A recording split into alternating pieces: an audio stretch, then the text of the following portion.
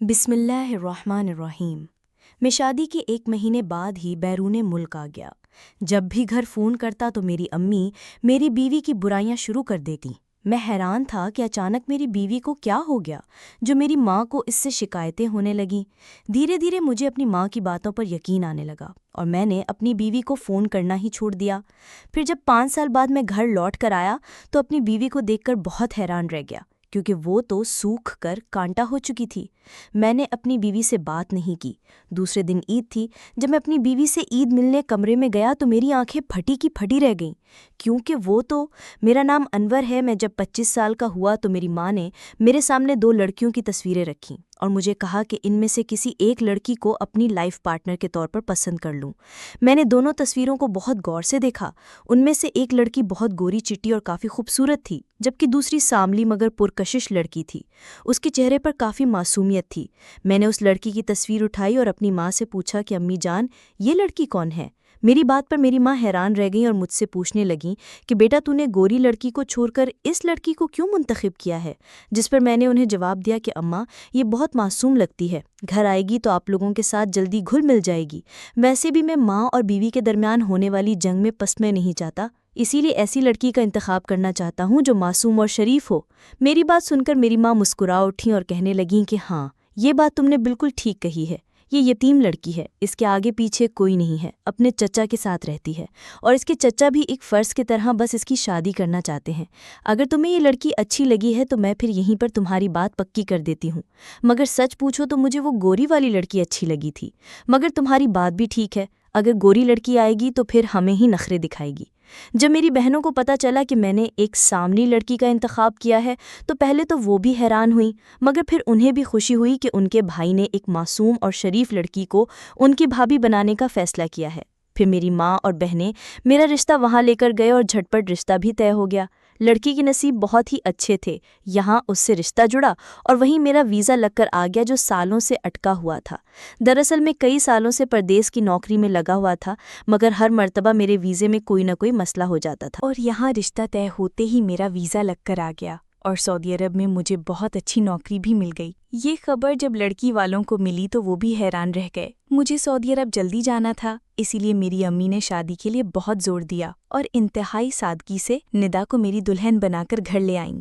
शादी की रात पहली मर्तबा मैंने निदा को अपने रूबरू देखा था और उसे देखकर मैं वाकई हैरान रह गया था। वो सांवली मगर पुरकशिश थी। निदा को देखकर मुझे इस बात पर यकीन हो गया था कि वाकई सांवला रंग गोरे रंग से ज्यादा पुरकशिश और खूबसूरत होता है। निदा न सिर्फ खूबसूरत थी बल्कि उसकी बातों में भी बड़ी मिठास थी। शादी की रात ही मैंने निदा से वादा किया कि मैं उसे जिंदगी की हर खुशी दूंगा। मेरी बात सुनकर उसकी आंखों में आंसू आ गए और फिर उसने मुझे बताया कि माँ बाप के इंतकाल के बाद तो मैं बस जिंदगी गुजार ही रही हूँ। हर रिश्ते ने मुझे अपने मतलब के लिए इस्तेमाल किया है, इसलिए अब मुझे किसी से कोई उम्मीद नहीं रही। मेरे नसीब इतने अच्छे नहीं हैं कि मुझे खुशियाँ मिल सकें। मेरे नसीब में सिर्फ आजमाइशें लिखी है। इसकी बातें सुनकर मैंने इससे वादा किया कि मैं इसे ज़िंदगी में कभी कोई तकलीफ नहीं दूंगा। मेरे लहजे की मजबूती ने निदा को मेरी बात पर यकीन करने पर मजबूर कर दिया, वरना वो तो ज़िंदगी से उम्मीद ही खो बैठी थी। चाची के घर भी इसने एक मुलाजिमा वाली ज़िंदगी गुजार दी थी और ससुराल आते वक्त भी इसे इस बात पर ही यकीन था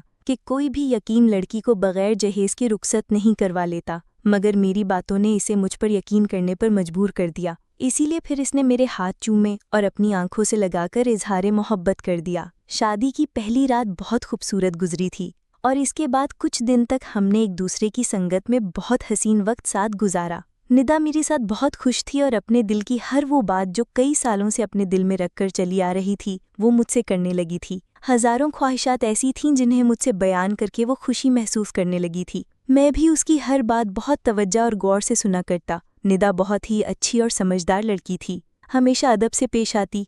वो मेरी किसी बात से मुखालफत नहीं करती थी।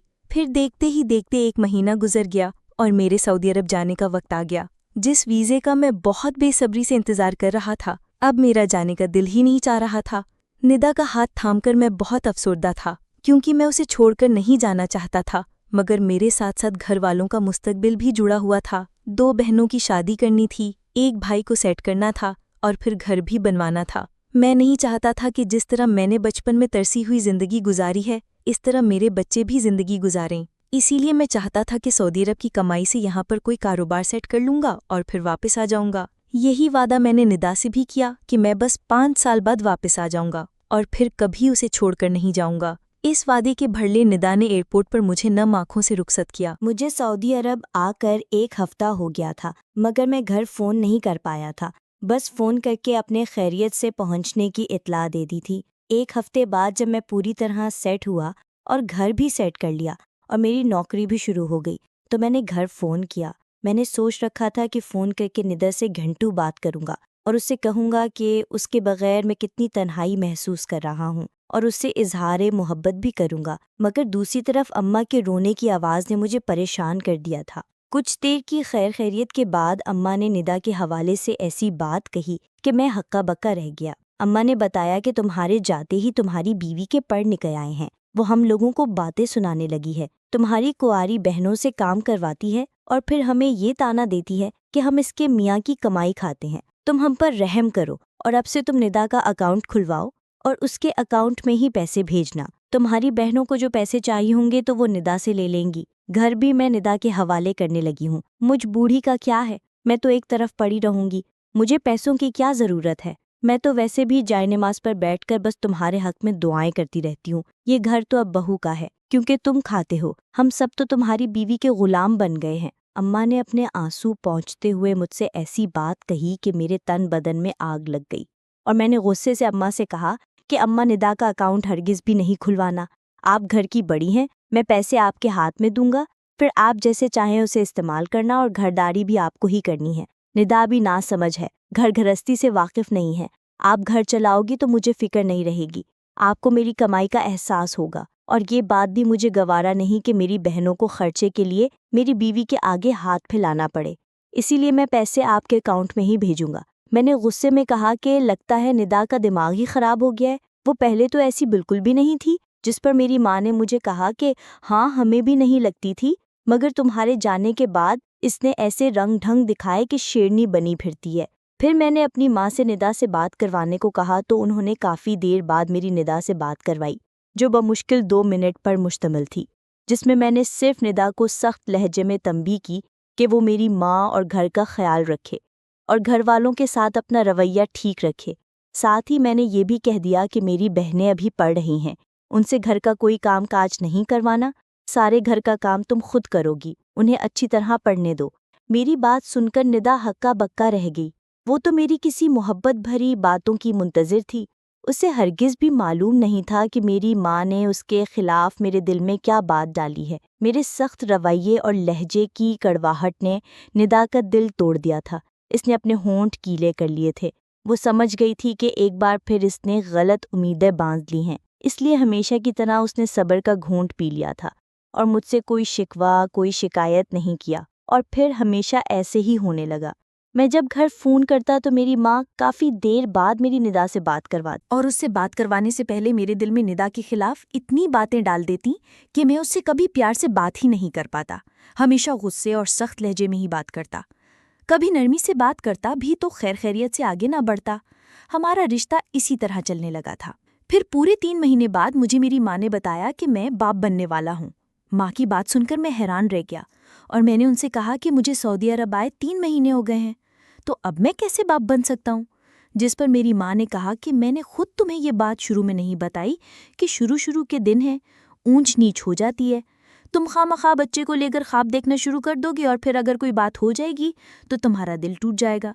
वैसे भी तुम्हारी बीवी कौन सा ये बच्चा पैदा करना चाहती है, वो तो हर वक्त उल्टी सीधी हरकतें करती है ताकि बच्चा ज़ाया हो जाए। इसीलिए मैंने डर कर तुमसे कुछ नहीं कहा, मगर अब 3 महीने हो गए हैं तो अब मैं तुम्हें बता रही हूँ। बच्ची की बात का सुनकर मैं बहुत खुश हो गया, मगर वहीं दूसरी तरफ मैं बहुत हैरान था कि निदा माँ नहीं बनना चाहती थी। मैंने अपनी माँ से निदा से बात करवाने को कहा। फिर पहली दफ़ा मैंने बहुत मोहब्बत से निदा से बात की, मगर वो हूँ हाँ से ज़्यादा जवाब नहीं दे रही थी, जिस पर मुझे अपनी माँ की बात पर यकीन हो गया कि वाकई निदा को इस बच्चे से कोई लगाव नहीं है। इसके बाद जब मेरी माँ ने फ़ोन दोबारा हाथ में लिया तो कहने लगी कि तुम्हारी बीवी अपना ख्याल बिल्कुल नहीं रखती, बल्कि बाहर की उल्टी सीधी चीज़ें खाती रहती है।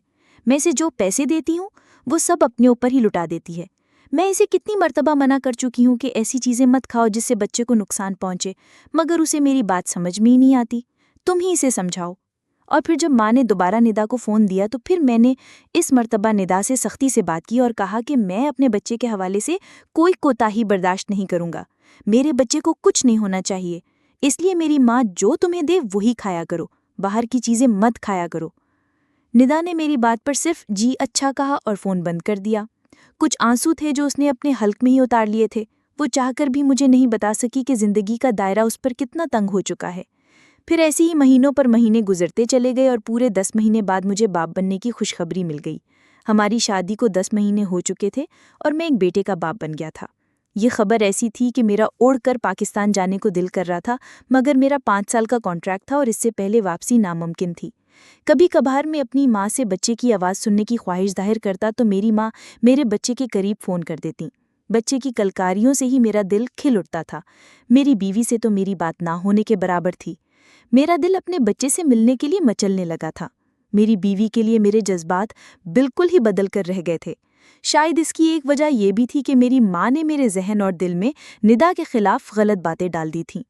5 साल में मैंने काफ़ी सारे पैसे अपनी माँ तो भेज दिए थे, मगर जब मैंने अपनी वापसी की बात की और कहा कि जो पैसे मैंने आपको भेजे थे उनसे अगर कारोबार करूँगा, तो मेरी माँ ने मुझे कहा कि सारे पैसे तो तुम्हारी बीवी और बच्चे की पैदाइश पर खर्च हो गए। फिर मेरी माँ ने मुझे मना करते हुए कहा कि तुम छुट्टियों पर आना चाहते हो तो आ जाओ, मगर अभी हमेशा के लिए वापस मत आना। अपनी माँ की बातें सुनकर मैं परेशान हो गया, क्योंकि मैंने अपनी बीवी से 5 साल का ही वादा किया था। 5 साल में मैंने जितने लाखों रुपए अम्मा को भिजवाए थे उससे मैं एक बड़ा कारोबार शुरू कर सकता था, मगर न जाने मेरी माँ ने कैसे पैसे खर्च किए थे जो उनके पास कुछ भी नहीं बचा था। अम्मा तो हर महीने मुझे यही बताती थीं कि तुम्हारी बीवी के कपड़े आ गए, ज्वेलरी आ गई, मेकअप आ गया, तुम्हारे बच्चे की चीज़ें आ गईं और सारे पैसे ख़त्म हो गए। और मैं भी आंखें बंद करके अपनी माँ की बात पर यकीन कर लेता था। और अभी भी मुझे यही लग रहा था कि निदा की वजह से पैसे जमा नहीं हो सके, क्योंकि मेरी माँ तो हमेशा से जोड़ तोड़ करने वाली औरत थी। मुझे निदा पर बहुत गुस्सा आने लगा। फिर मैं छुट्टियाँ लेकर पाकिस्तान चला आया। घर पहुंचा तो माँ को देखकर बहुत खुश हुआ। सामने ही मेरा 4 साल का बेटा खेल रहा था। मेरा उसे देखकर खुद पर काबू पाना मुश्किल हो गया, तो मैं भागकर उसकी तरफ गया और उसे अपनी गोद में उठाकर खूब प्यार करने लगा। मेरा बेटा पहली मर्तबा अपने बाप की कुर्बत महसूस कर रहा था, इसीलिए रोने लगा। सामने ही निदा खड़ी नम आंखों से मुझे देख रही थीं और वो बहुत मोहब्बत से बाप बेटे के इस प्यार को देख रही थीं। 5 साल बाद अपनी बीवी को देखकर मेरा दिल नरम पड़ गया था और मैं उसके पास आकर सलाम दुआ करके उसकी खैरियत पूछने लगा, मगर उसने सिर्फ मेरे सलाम का ही जवाब दिया। निदा की हालत देखकर मैं चौंक उठा था। वो सूखकर कांटा हो गई थीं, रंगत सांवली से कुमलाकर काली हो गई थीं और चेहरे पर सदियों की मुमकिन थी। अचानक मेरी नज़र उसके बूसीदा और पुराने कपड़ों पर गई, जिस पर जगह जगह से पेवन लगे हुए थे। उसकी हालत भिखारी जैसी लग रही थी और यही बात मुझे हैरान और परेशान कर रही थी कि हर महीने जो लाखों रुपए अपने ऊपर खर्च कर रही थीं, वो मेरे आने पर ऐसे बदहाल क्यों खड़ी थीं। इससे पहले कि मैं निदा से कुछ पूछता, मेरी माँ ने मेरा हाथ पकड़ा और मुझे अपने कमरे में ले गईं और कहने लगीं कि मुझे तुमसे ढेरों बातें करनी हैं। मेरे पास बैठो और मुझसे बातें करो। मैंने 5 साल तुम्हें बहुत याद किया। मैं जो कुछ पल अपनी बीवी के साथ गुजारना चाहता था, अम्मा के कहने पर अम्मा के साथ आ गया, जबकि मेरी बीवी दूर खड़ी नम आंखों से मुझे देखती रह गई। और फिर उसने किचन का रुख कर लिया, क्योंकि आज उसकी बड़ी नंदों ने घर आना था, क्योंकि उनका भाई 1 महीने के लिए घर आया था और उन लोगों ने कह दिया था कि वो पूरा महीना यहीं पर गुजारेंगी। इसीलिए अब निदा को दिन रात उनकी खिदमत करनी थी। निदा ने अपने बड़े नंदोई की पसंद के सारे खाने तैयार कर लिए, क्योंकि वो जब भी आते निदा से नत ने फरमाइश करके खाने पकवा कर खाते। फिर उसके बाद वो अपनी छोटी नंदों के कपड़े इस्त्री करने बैठ गई। मैं उसके पास आया तो उसके पास मुझे देने के लिए वक्त ही नहीं था। उसके पास कामों की एक लंबी फहरिस्त थी। इससे पहले कि मैं कोई मौका ढूंढता, मेरी बड़ी शादीशुदा बहनें घर आ गईं। बच्चों का शोर और हंगामे में मुझे अपनी बीवी को वक्त देने का मौका ही नहीं मिला। रात को जब सब खाने के लिए डाइनिंग टेबल पर मौजूद थे तो निदा मुझे कहीं नज़र नहीं आई, यहाँ तक कि उसकी कुर्सी भी नहीं थी। मैंने निदा को आवाज़ लगाई तो अम्मा ने मुझे रोक दिया और कहा कि रहने दो, वो रोटियां पका रही है। गरम गरम रोटियां खाने की सबको आदत पड़ गई है, ठंडी रोटियां यहाँ कोई नहीं खाता। अम्मा की बात सुनकर मैं खामोश हो गया और इंतहाई बेदिली से 2-4 लुक़मे लेकर खामोशी से उठ गया। अम्मा और बहनें मुझे रोकती रह गई, मगर मेरा खाने पर से दिल उचाट हो गया था। खाना खाने के बाद सारी बहनें मुझे अपने घेरे में लेकर बैठ गईं और तोहफा दिखाने की फरमाइशें करने लगीं। मैं सबके लिए कुछ न कुछ लाया था। बहनों ने मुझसे ज़बरदस्ती बैग खुलवाए और 2 चीज़ें मैं अपनी बीवी के लिए लेकर आया था, वो भी लड़ झगड़ कर सब बहनों ने आपस में बांट लिए। और जो बहनों के लिए तोहफे लाया था वो भी अपने पास रख लिए। सिर्फ एक परफ्यूम रह गया था, मैंने उसे ही संभाल कर रख लिया। रात के वक्त मैं निदा का इंतज़ार कर रहा था और वो तकरीबन 2 बजे कमरे में आई तो काफ़ी थकी हुई थी। मैंने आगे बढ़कर उससे गले लगाया और फिर पास बिठाकर बातें करने लगा, मगर निदा के पास मेरी बातों का जवाब नहीं था, इसलिए वो बस हूँ हाँ में जवाब देने लगी। फिर मैंने उसे तोहफे में परफ्यूम दिया तो वो उसने खामोशी से रख लिया। हाँ, जो चीज़ें मैं बेटे के लिए लेकर आया था वो बड़े गौर और मोहब्बत और तवज्जो से देख रही थी और उसके चेहरे पर खुशी भी नज़र आ रही थी। निदा का बदला हुआ रवैया ये देखकर मैं बहुत हैरान था और फिर मैंने इससे कहा कि तुम आराम करो, सारे दिन की थकी हुई हो। जिस पर वो मुझे कहने लगी कि नहीं, अभी तो मुझे सब बहनों के कपड़े धोने हैं, सबके कपड़े ही धुलने में पड़े हैं, अगर आज नहीं धोए तो कल बहुत ज़्यादा हो जाएंगे। फिर वो मुझसे इजाज़त लेकर कपड़े धोने के लिए चली गई। मैं बस खामोशी से उसे देखकर रह गया। उसके जाने के बाद मैंने उसकी अलमारियां खोलीं तो मुझे वहाँ कोई नया जोड़ा नज़र नहीं आया, ना जेवरात, ना मेकअप, कुछ भी नहीं। वही सब पुराने कपड़े थे जो शादी के वक्त मैंने इसे लेकर दिए थे। मुझे समझ नहीं आ रहा था कि अम्मा ने जो कुछ मुझे बताया था वो यहाँ पर नज़र क्यों नहीं आ रहा था। मैं बहुत ज़्यादा थका हुआ था, इसलिए सो गया। अगले दिन फिर मेरी बहनों ने मुझे घेर लिया और फिर तरह तरह की फरमाइशें करने लगीं। किसी को घूमने जाना था तो कोई शॉपिंग पर जाना जा रहा था। मेरी बीवी अकेली बावर्ची खाने में सबके लिए खाने तैयार कर रही थी।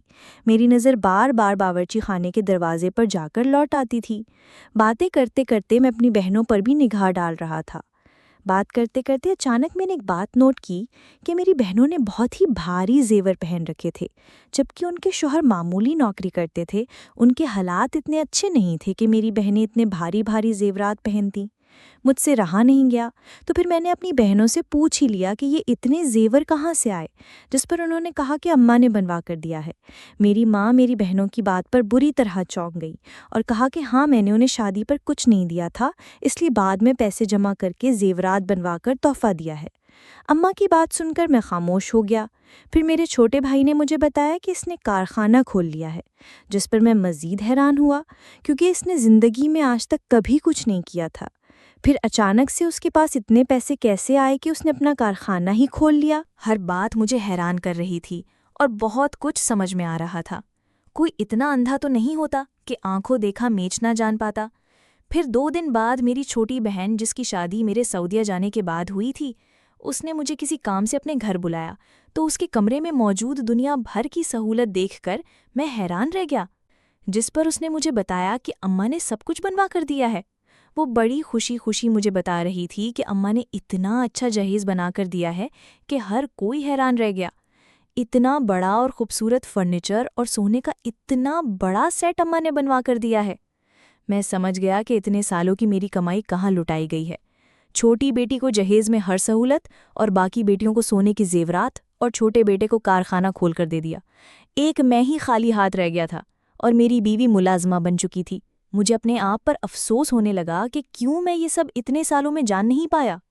मगर मुझे एक बात अभी तक समझ नहीं आई थी कि निदा अब तक क्यों खामोश थी। उसने मुझसे कोई शिकवा गिला क्यों नहीं किया था। वो तो बस खामोशी से पूरे घर की खिदमत में लगी हुई थी और मेरे बेटे को संभालती थी।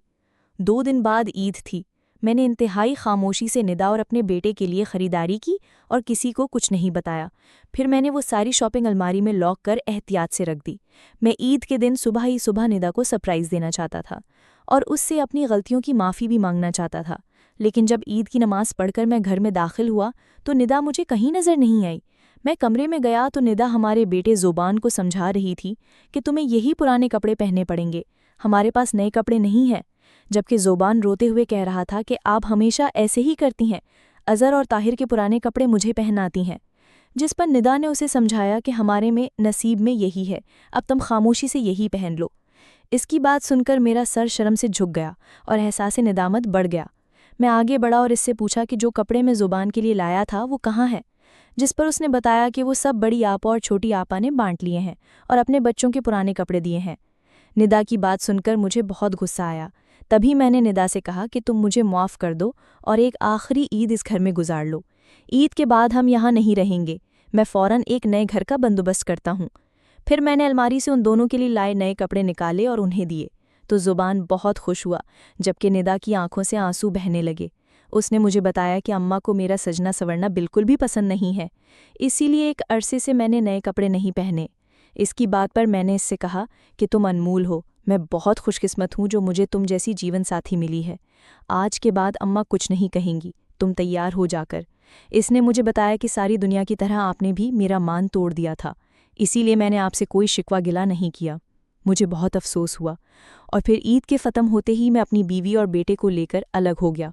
मैं नहीं चाहता था कि अब कोई भी दुख निदा को मिले।